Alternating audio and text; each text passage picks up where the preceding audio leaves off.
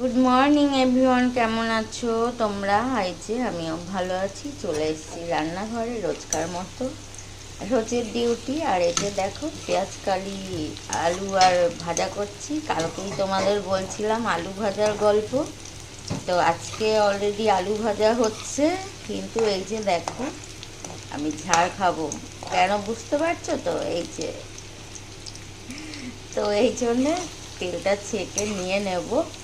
একটু বেশি হয়ে গেছে তেলটা, তো প্রায় ভাজাটা হয়েই এসছে।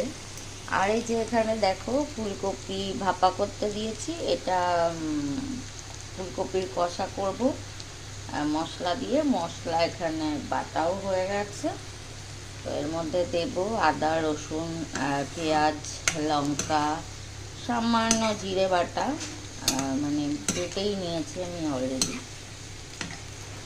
আর এই দেখো, পেঁয়াজ কলিটা কিন্তু আজকে দারুণ লাগবে খেতে। কেন, হাজব্যান্ড সবসময় বলে কম তেল দাও কম তেল দাও, তো আজকে তেল একটু বেশিই হয়ে গেছে।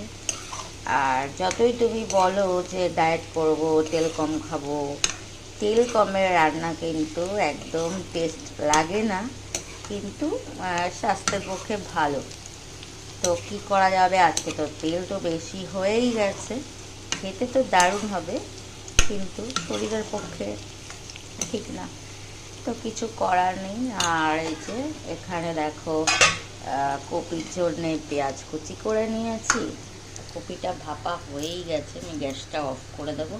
এদিকে একটা কড়া বসিয়ে রেডি, এই কড়াতেই কপিটা রান্না করব। আর তোমরা তো জানো আমার সকালবেলা তাড়াহুড়ো থাকে, তাই আমাকে সব সময় মানে দুটো তিনটে গ্যাস জেলে আমাকে রান্নাটা রেডি করতে হয়। ভাত হয়ে গেছে, ভাত অলরেডি প্রেসার কুকারে তৈরি করে নিয়েছি।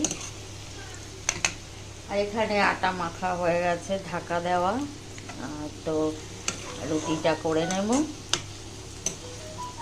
আর রুটির সাথে এই পেঁয়াজ কলি আলু ভাজা কিন্তু দারুণ লাগে। তো আজকে আর একটা জিনিস রান্না করবো, যেটা কালকেই গুছিয়ে রেখেছি ফ্রিজে। ফুলকপির পাতা বাটা করব। ওটা অলরেডি আমি কুচিয়ে ধুয়ে বেটে আর ফ্রিজে রাখা রয়েছে। ওটাকে আমি তেলের ওপর দিয়ে নাড়বো। রসুন আর কাঁচা লঙ্কা দিয়ে বেটে রেখেছি। তো ঠিক আছে, পুরোটা রেডি হয়ে গেলে তোমাদের দেখাচ্ছি। তো এই দেখো, এখানে ফুলকপি ভাজা হচ্ছে, আর এদিকে আমি আর একটা কড়াই বসিয়ে দিয়েছি পেঁয়াজ আর টমেটো। এর মধ্যে রান্না